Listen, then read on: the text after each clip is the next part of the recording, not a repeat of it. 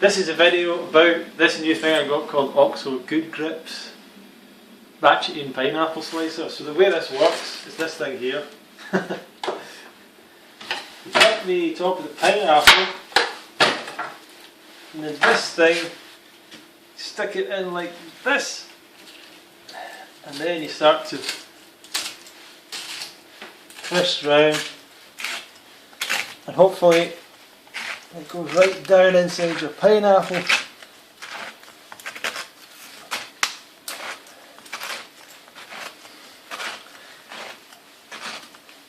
I think this is how you use it. I think this is right.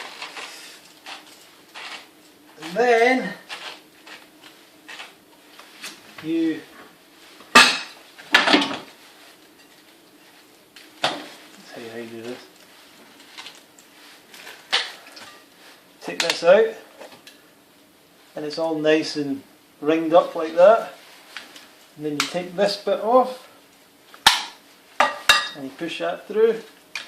Now you've got a nice ring of pineapples all cut up for you nicely, very quickly. So that's a little demonstration of the Ratcheting Pineapple Slicer OXO Good Grips. There you go, try that out.